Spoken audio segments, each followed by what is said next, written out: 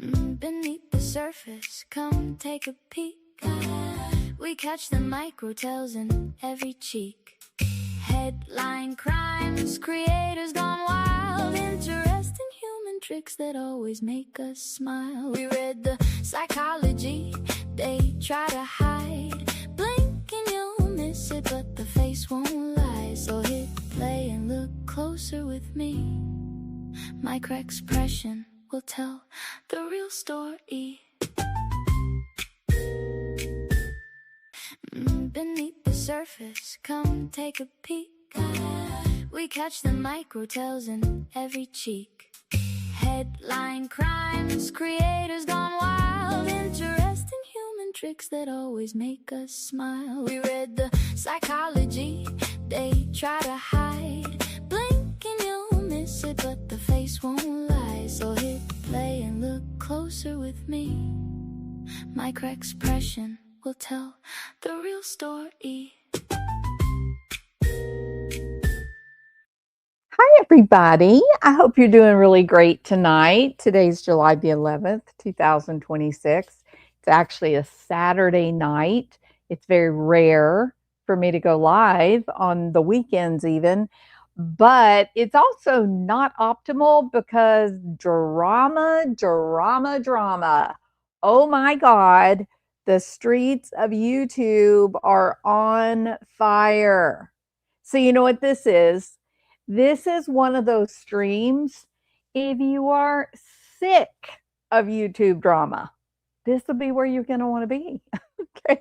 We're not going to do YouTube drama tonight, but there's some crazy things going on in the world of BJ and even with like Jolene Lunzer and Everyday with Jay. There's so much drama out there. And you know what? I don't even want to do it. So here's what we're going to do. We're going to focus on the drama of the WNBA. All right. Now, you don't have to be a basketball lover to enjoy this stream. We're not analyzing basketball. What we're doing is we're looking at micro expressions. We're looking at the nonverbal communication and what does it tell us? Because here's what I think that people can say whatever they want to say into a microphone or right to your face. It doesn't necessarily have to be truthful or accurate.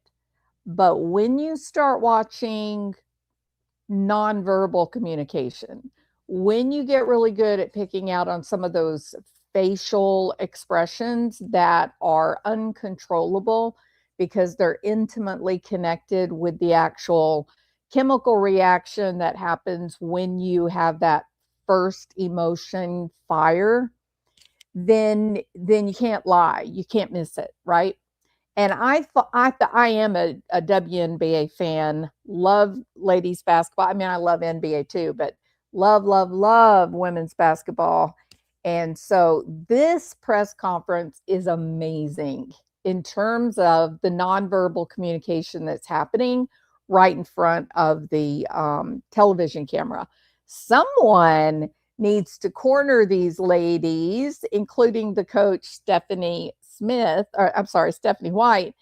and explain to them that just because they control their words, it doesn't mean that they're not screaming information to people that are in the know. Okay, so that's what we're going to look at tonight is what was actually happening in this press conference.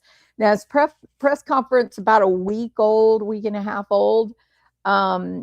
It was before Caitlin Clark was hurt, and she's sort of been grounded here for the past few games. People are very angry about that. There is a great deal of drama with the talking heads online, as well as professional commentators. The talking heads are saying, how do I say this? They feel like Indiana Fever, the organization, the franchise, that they are sabotaging Caitlin Clark. And I I think it's safe to say that Sophie Cunningham, the young woman with the long blonde hair here, um, I think she recognizes that something unusual is being targeted at Caitlin Clark. I don't think she has gone as far as to suggest that the fever itself or Stephanie White, the coach, is involved in the undermining of Caitlin Clark. But without a doubt, the WNBA and the referees are not protecting Caitlin Clark, and other teams, their players are basically assaulting Caitlin during the basketball game. So it's quite a lot of drama. If you're a person that likes basketball, if you watch the NBA, you're missing out on an awful lot of interesting basketball with the WNBA surrounding these two women right here. But most notably, Caitlin Clark. She's what's considered a generational talent. You don't get very many Caitlin Clarks come along in the world. It's like a Michael Jordan. How many Michael Jordans have we ever had? Basically one, right? We have a few. There are other superstars, but Michael Jordan was very special, and Caitlin Clark is basically the female version of Michael Jordan. So the argument here, before we get started on this, the argument is Stephanie White, the coach of their team. And can you turn that off and I'll turn it on when I'm done? The coach of their team, that many talking heads on YouTube and Twitter and whatnot, they are of the opinion that Stephanie White is either jealous of Caitlin Clark, or I think the more common tale is that Stephanie has a game plan that she wants to run, and Caitlin doesn't fit into that plan because she's very unique, very powerful player on her own 2 feet, and that Stephanie doesn't like that, and that Stephanie wants her off the team, and that they are actively sabotaging her. They are actively trying to harm her stats and interfere with her playtime, and maybe even perhaps make her playtime so miserable that she just finally throws her hands up in there and says, to hell with this, I'm going to take my multi-million dollars and go home. So whatever the reality is behind the scenes that nobody is privy to, maybe we can watch. It is horrible, Phoebe. It is really awful. We're going to see the coach. She's going to make an appearance. So we're going to watch these three. Stephanie is not yet on the camera, but we're going to watch the interplay between these three people, the nonverbal, and most specifically, really pay close attention to Stephanie's micro expressions. And remember what I put up the last time when we talked about micro expressions? I talked about contempt, and how with contempt or disgust, you get one side of the mouth goes up, right? It's where like the left side of the face looks very different from the right side of the face. That's generally and it's quick when it happens. Like it flashes and the person gets it under control, right? So you kind of have to watch. In this case, after this game, during this press conference, I think Stephanie was so angry about the game and how well Caitlin and Sophie played, she can barely hide her contempt. It is so easy to spot. So that is what we are going to do. So let me point out this as well. So Sophie Cunningham is on the right. She's the GOAT. She's amazing. and watch her body language. Notice how when Caitlin talks, notice how she watches Caitlin, good eye contact. At one point, she's even leaning over onto Caitlin's chair. All of these signs are we're aligned, we're a team, we're together, we're sisters, we're in this together, right? You can even see her there. She's very comfortable getting into Caitlin's personal space. And Caitlin's comfortable with her as well. Then watch how Sophie responds to the coach, and then ask yourself, does it look like these girls like this coach? And more importantly, does it look like the coach likes them?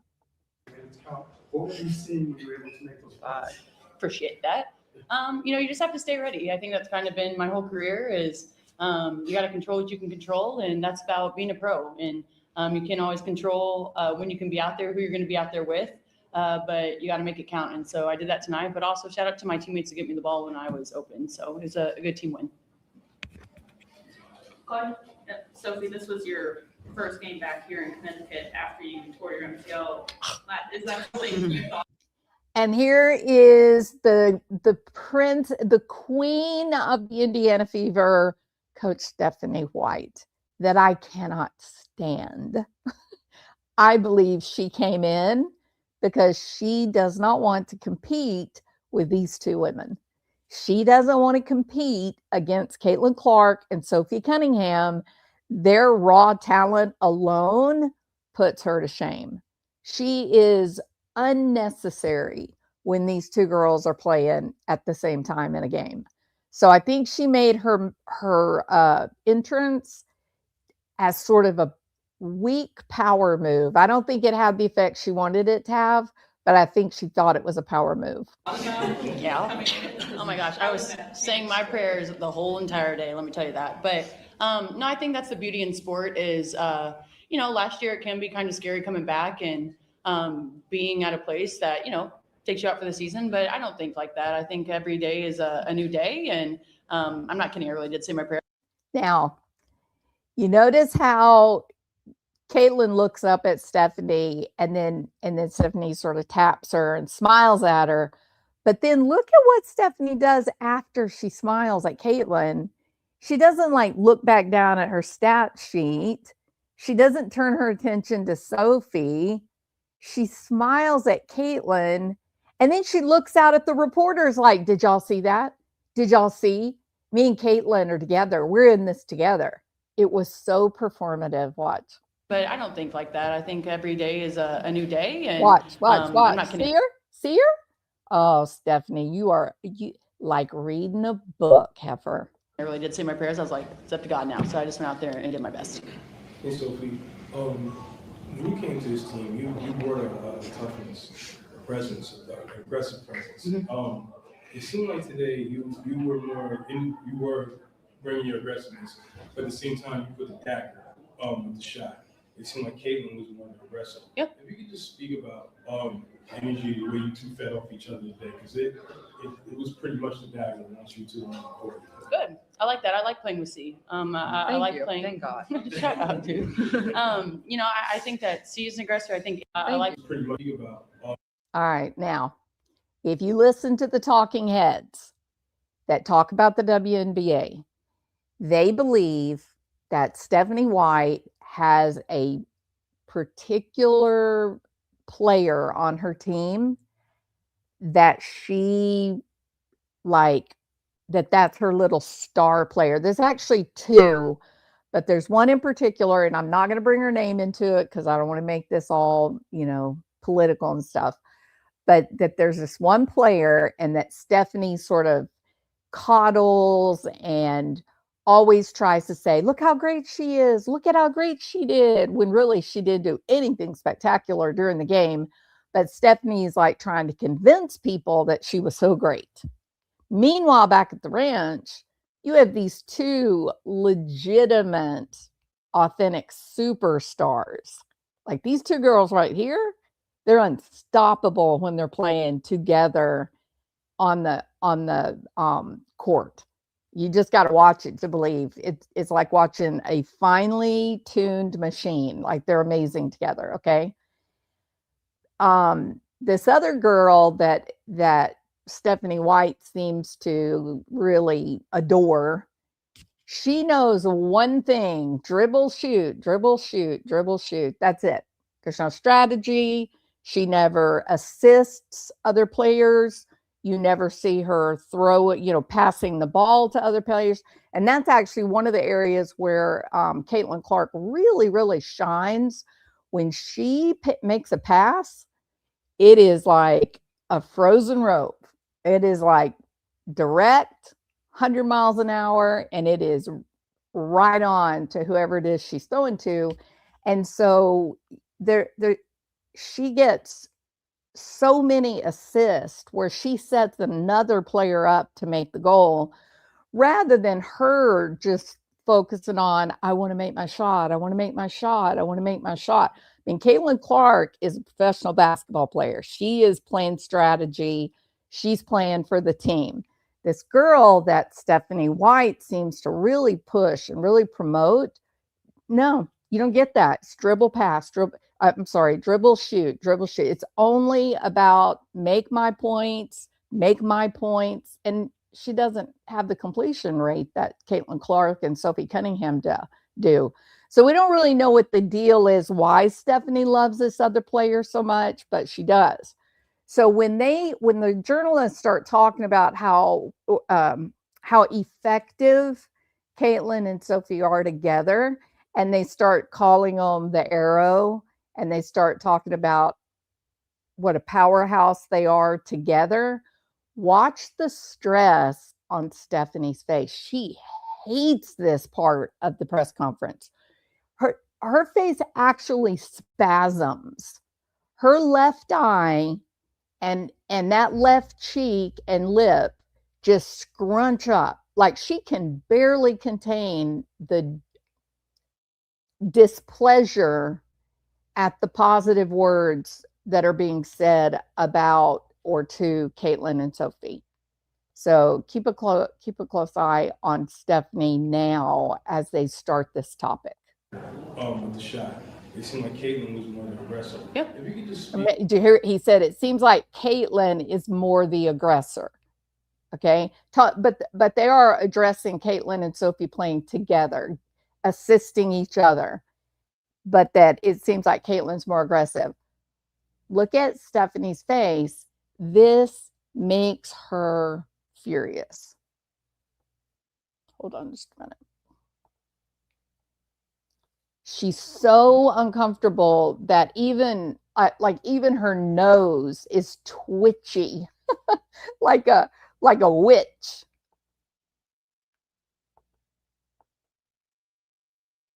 Come on.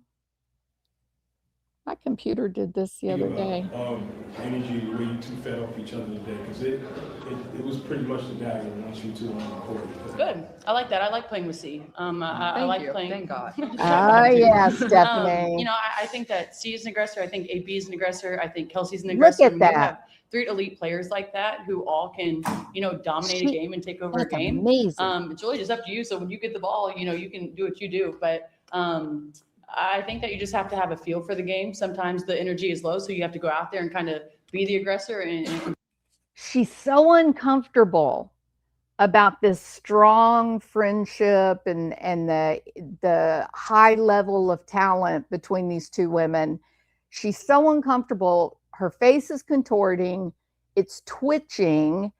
She literally begins rubbing her thigh like she's self-soothing. She's stemming because it's so uncomfortable for her. It's wild how I think she hates these two girls.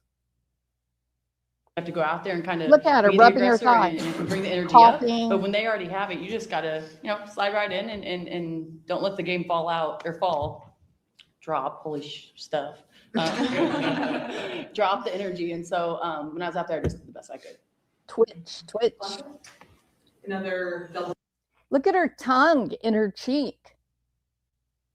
Stephanie, you're an open book. You got to get it under control. This is the most unprofessional behavior.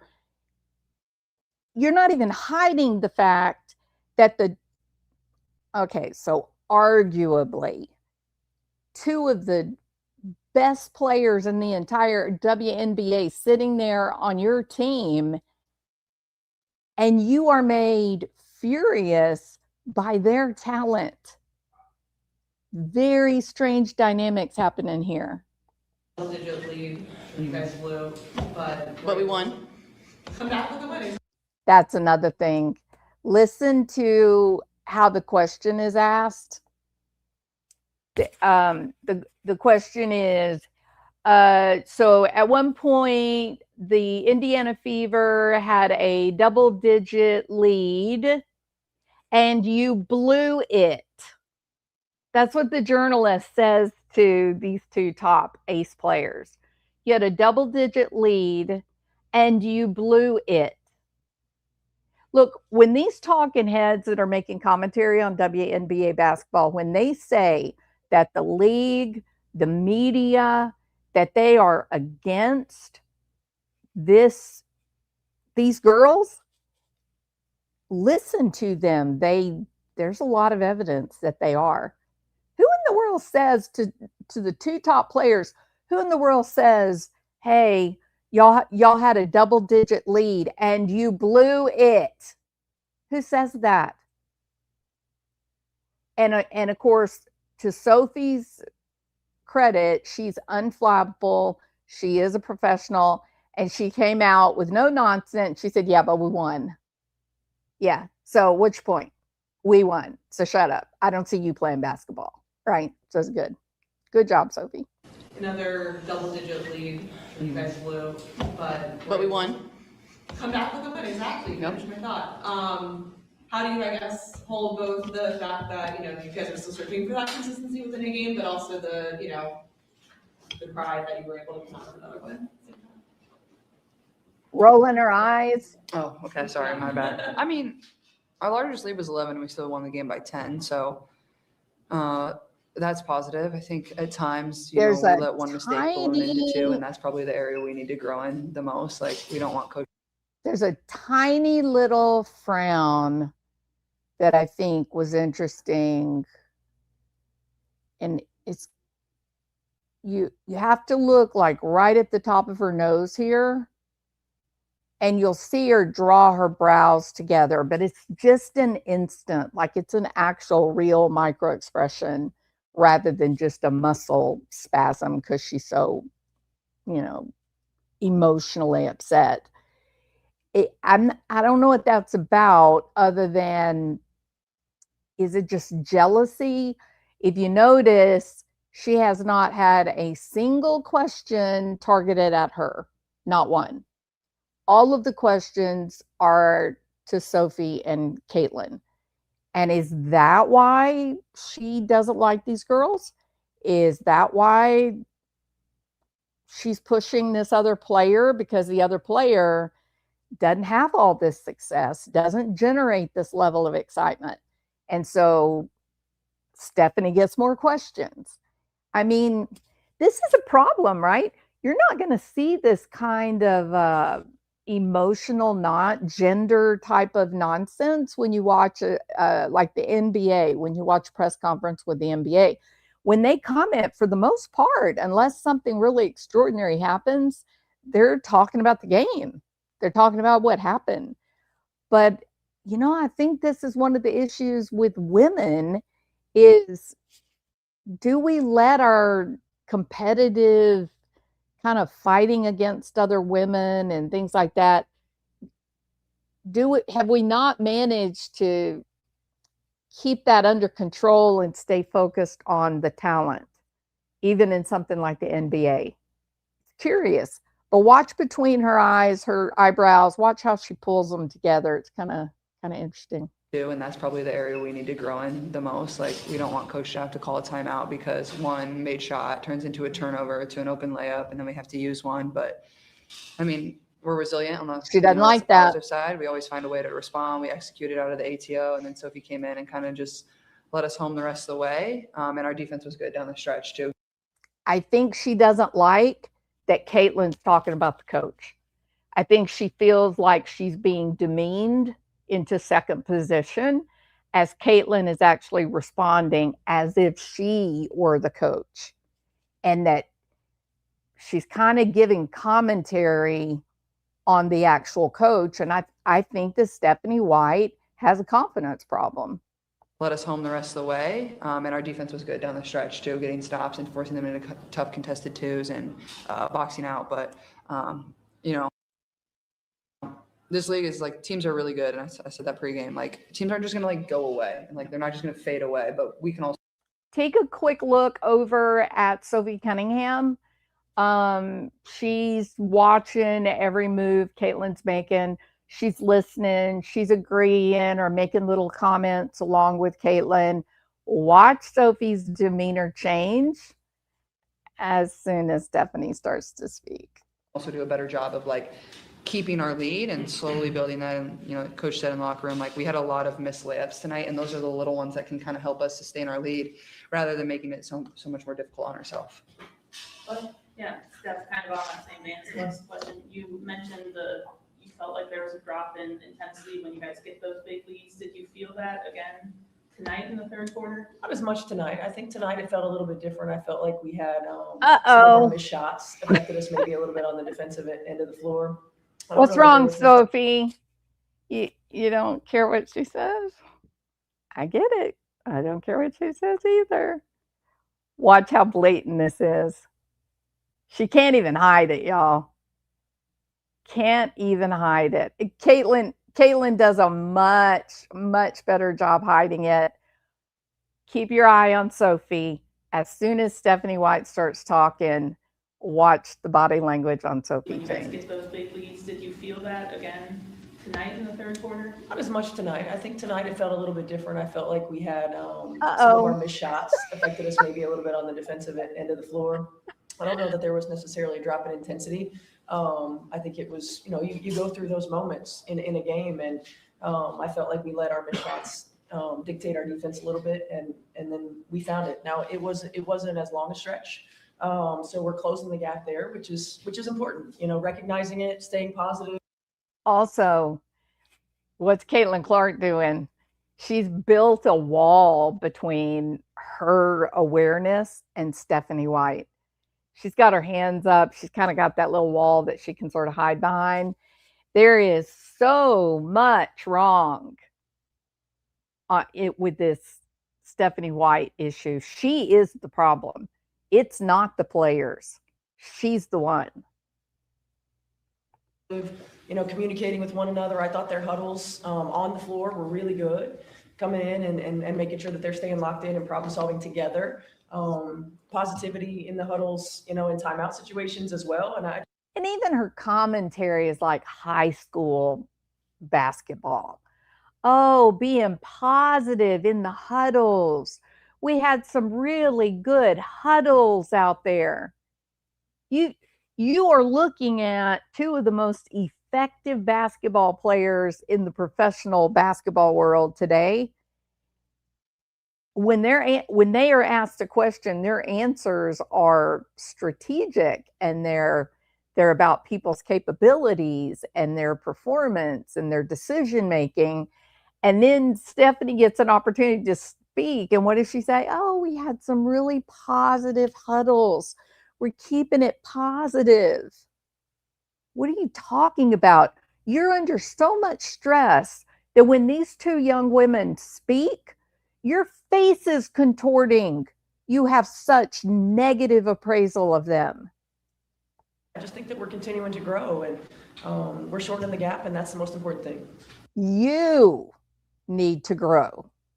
You're the one who needs some growth, Stephanie. Caitlin Clark is doing just fine. Sophie Cunningham is the GOAT. She's more than fine. You're the one that's lacking. Look how tight your lips are. It's all over your face. You feel outclassed by both of these players. Okay, did the County throw anything at you defensively that you weren't anticipating, or is that pretty much what you saw from them on film, what you were expecting? I would say it's pretty much what I expected. Now, remember, as soon as Stephanie White started speaking, Sophie looked off into the world of daydreams and started imagining pink cotton candy fairy tales. And now Caitlin Clark is speaking, and what do you see from Sophie? Respect. She's paying attention and she's listening. She's got something worthwhile to say. When Stephanie speaks, Sophie is like, okay, I don't have any interest here. For the most part, like they're aggressive. I think their guards are really good defenders. They're long, they're athletic. Whether it's Rivers, whether it's the Con, like I expected those two to be on me most of the time. And then honestly, just from like film from last year, I like didn't really know who would red or like trap as much because that was Charles more. So last year it felt like Nelson Adoda was the one that was applying more pressure out of the ball screen. So anytime we would kind of could get anybody. The look on Stephanie White's face, there is so much contempt. I mean, just randomly stopping it, not even trying to find a certain space to, there's the look of contempt right there. Look at her, look at the left side of her face.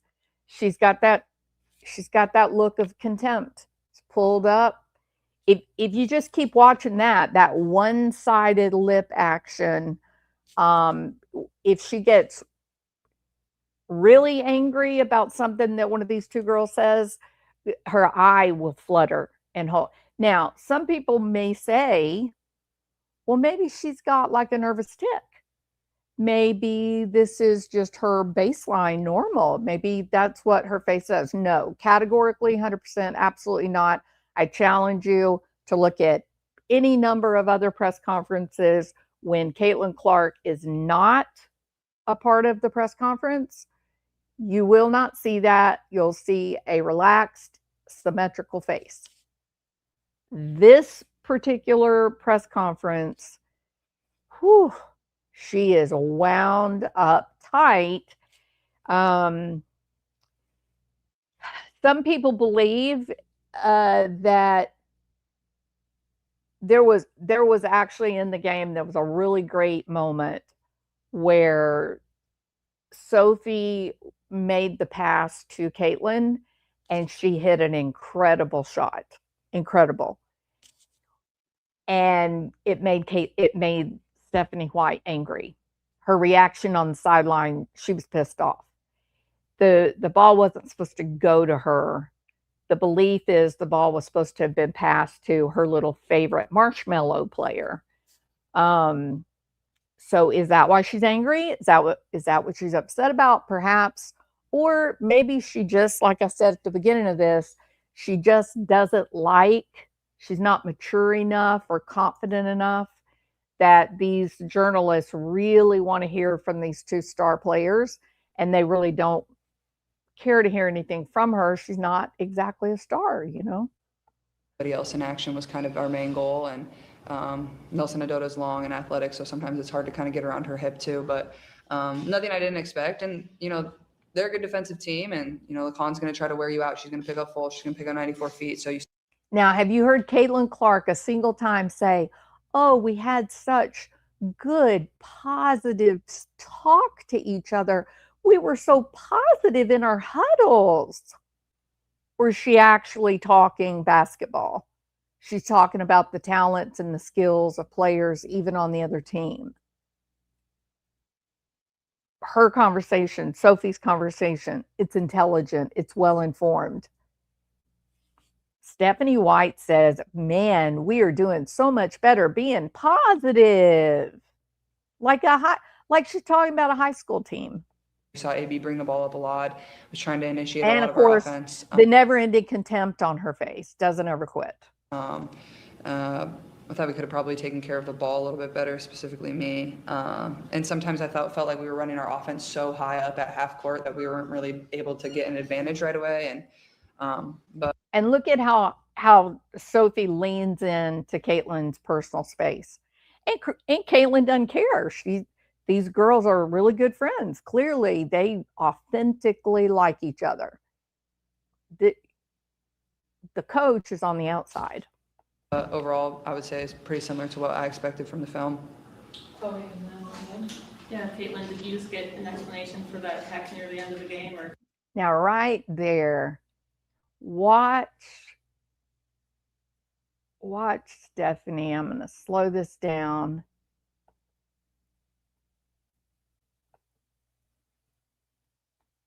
Watch Stephanie when the journalist says, so Caitlin, and then goes on and asks the question.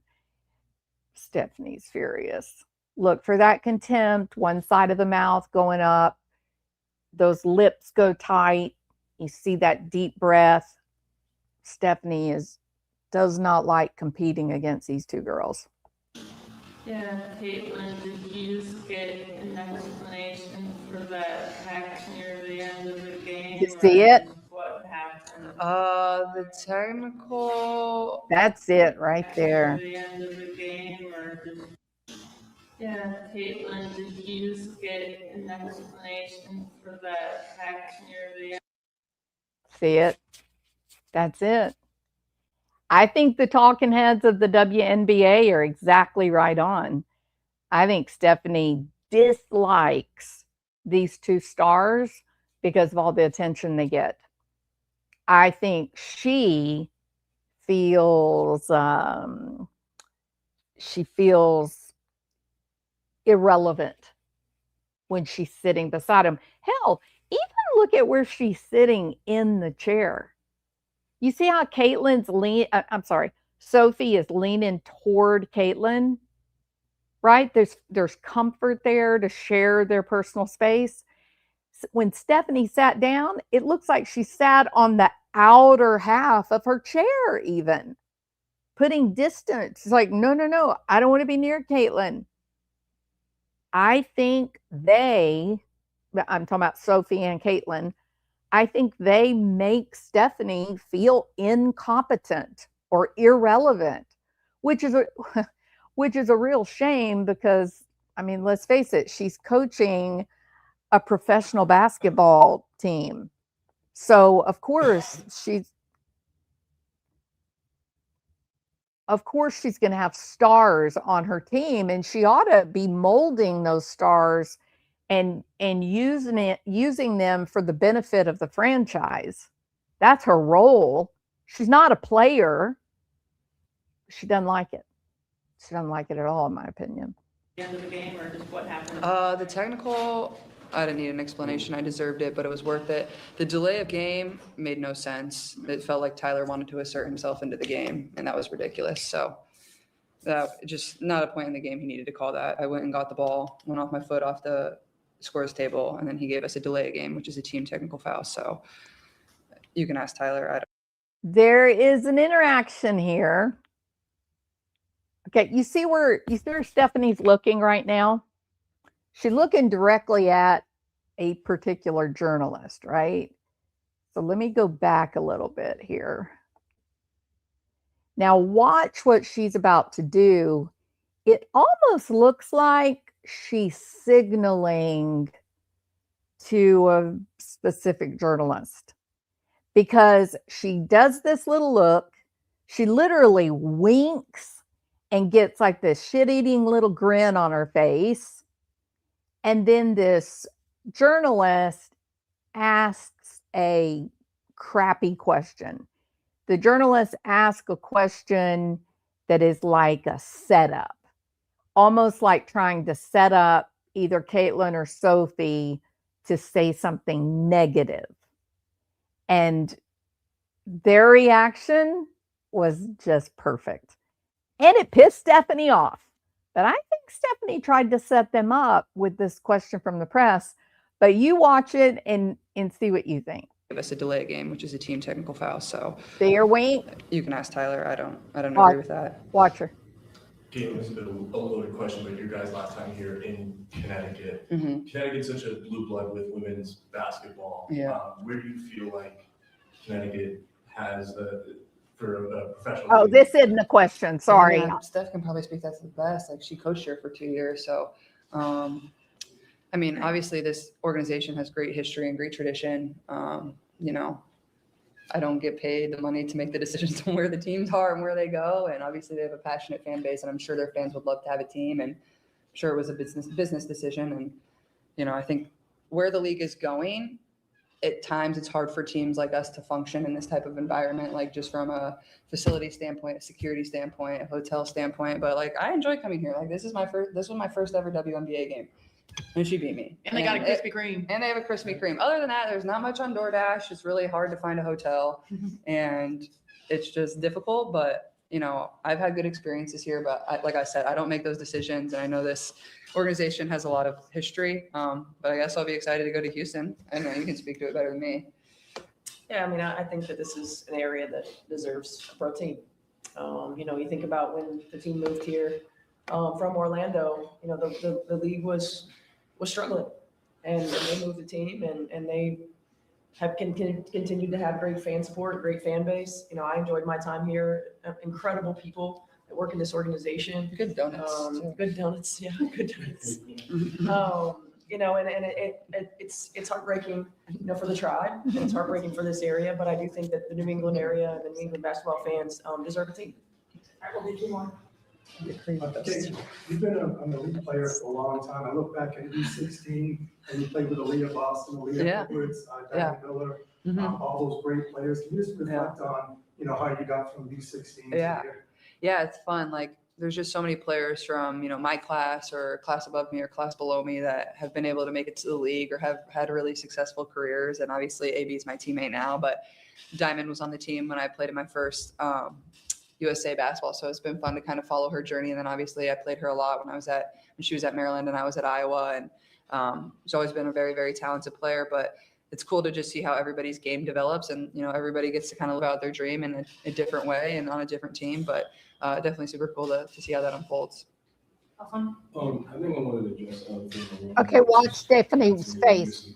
You know, it seemed like maybe there might have been a situation on the sideline at one point between you two. And it's funny because even after that fact, you're leading scorer on the team. So the journalist is saying, hey, seemed like you were having a disagreement on the sidelines with one of your teammates, and you still turned out to be the leading scorer for the game. So what's the story? Like, we saw some drama there. There's a division in the team. Now, look at Stephanie. Stephanie's looking right at that journalist that she was winking at earlier. And it's like she's communicating like, yes, thank you. Good question, right? You think, wow, what is this? This is the weirdest damn thing. And you can look at Sophie's face right there, and you can tell Sophie is like, this is a setup. This is a setup. This is BS. What is he talking about? Caitlin looks a little aggressive, like, no. Don't try to get in and cause trouble within the team members, like within the girls. But watch how they handle this.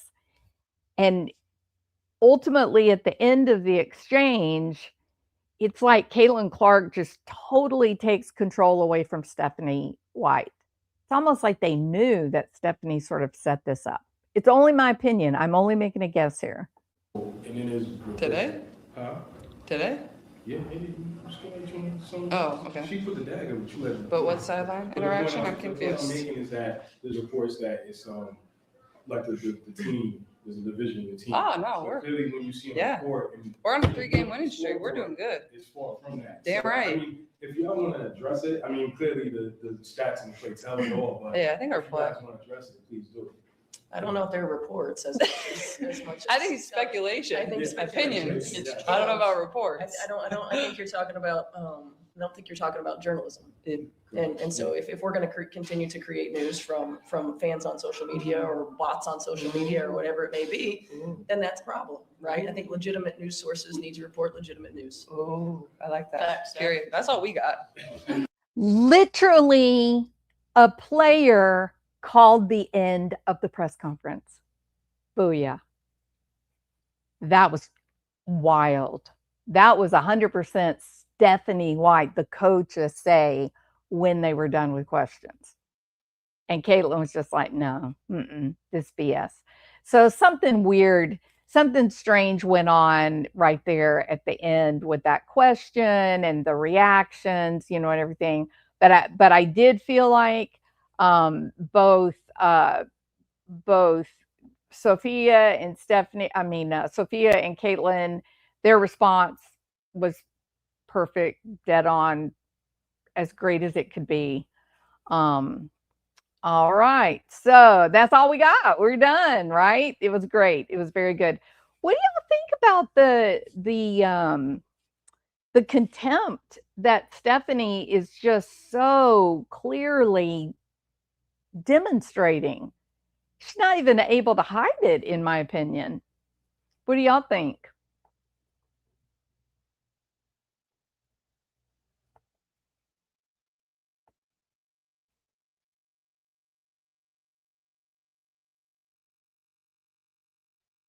Yeah, Phoebe. I do think that's driving some of this, that maybe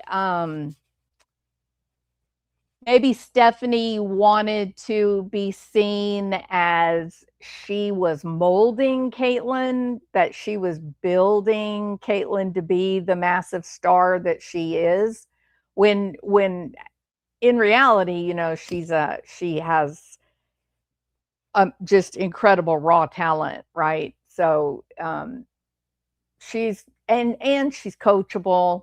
She's a team player. She's not a ball hog, you know. So I'm kind of glad Stephanie's allowing the players to be free thinking and in control. She seems to have a hands-off approach. I don't think she wants a hands-off approach, Mystic. I think she wants to be actively coaching.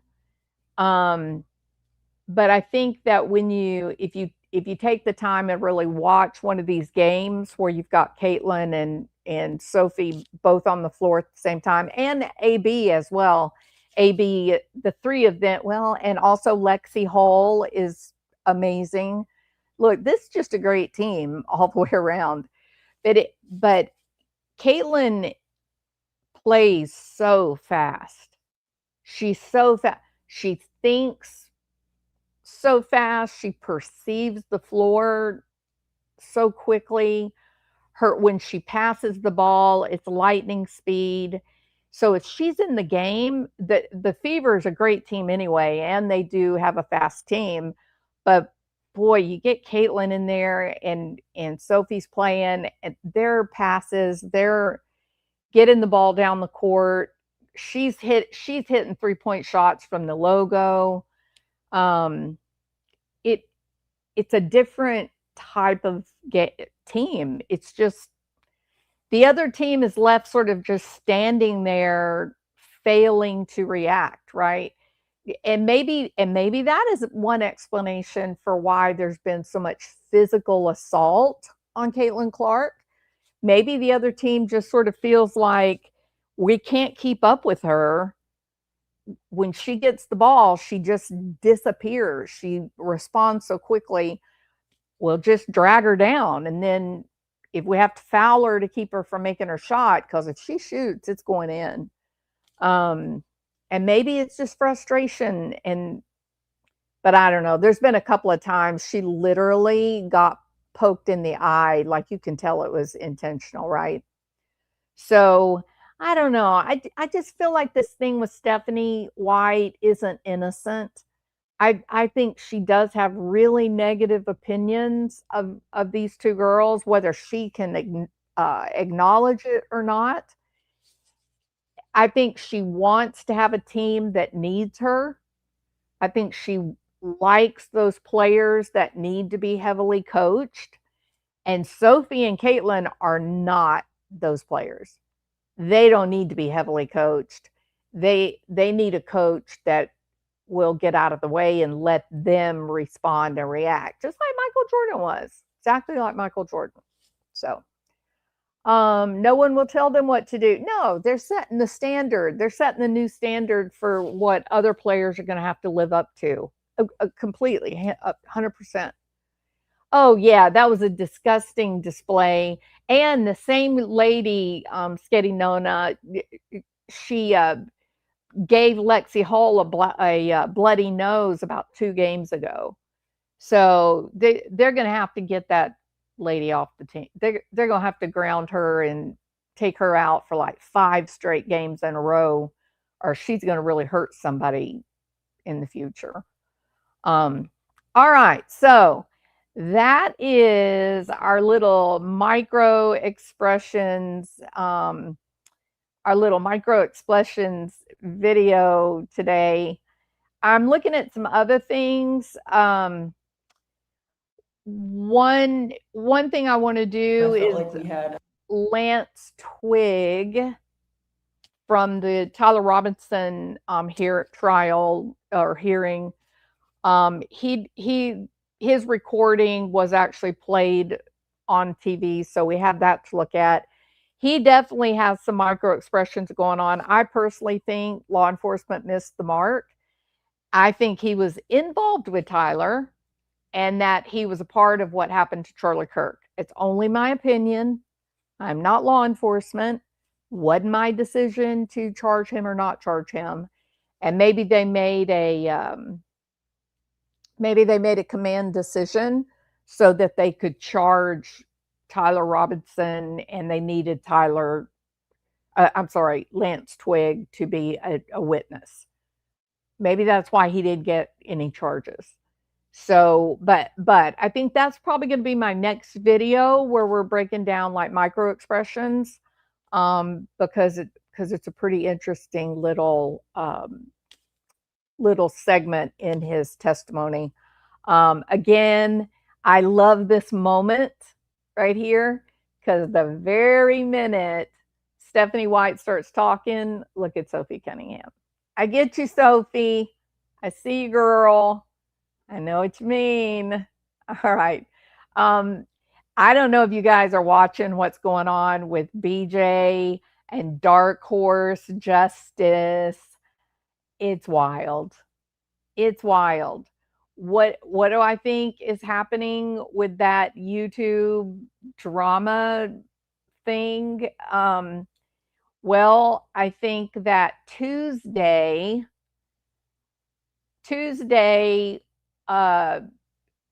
Brittany J goes to court for the RICO issues. And I think she's panicking. I think she's very frightened about what is going to end up happening. Like finding out how much money they're going to have to pay or to Granny's Watching and Barbecue Lady. And I think she's panicking. And Dark Horse Justice, she was named in one of the suits. And so she also could end up with a judgment. And there has been evidence put out there that Brittany J is actually Dark Horse Justice. That Dark Horse Justice is a sock account for Brittany J, which means she's getting sued twice in the RICO thing with Granny's Watching.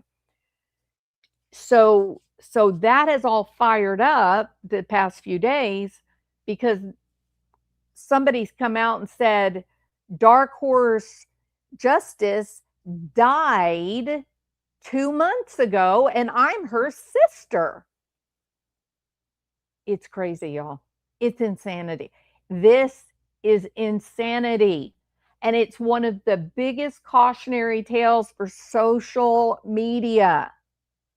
We have to be very careful about sharing too much of our personal lives with people online, leaving ourselves open to manipulation by what are really strangers on the internet, and don't let people emotionally manipulate you.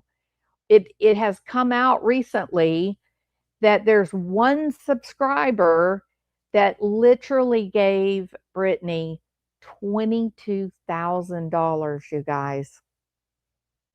$22,000 because she believed Brittany. She felt sorry for Brittany. She thought Brittany was being unfairly targeted and had to pay for an attorney. So she gave this YouTube creator $22,000 And then it came out, the lawyer wasn't even her lawyer. The only thing he did was send a few cease and desist. So protect yourself, please, as a subscriber. Don't allow the sad tales from YouTube creators to manipulate you into giving super chats when you might not otherwise do that. Okay? Everybody is having money problems right now. Everybody's struggling to try to pay the food bill and the electric bill. Please protect yourselves. Please. Please. So, yeah, the drama is insane right now, both on the streets of Utopia and also, you know, on the WNBA court. So I'll be back. We'll do Lance Twig next time. And y'all have a great Saturday night. Thanks for being here. Hit the thumbs up, please, and subscribe if you haven't already. We catch the microtells in every cheek. Headline crimes, creators gone wild. Interesting human tricks that always make us smile. We read the psychology they try to hide. Blink and you'll miss it, but the face won't lie. So hit play and look closer with me. Microexpression will tell the real story.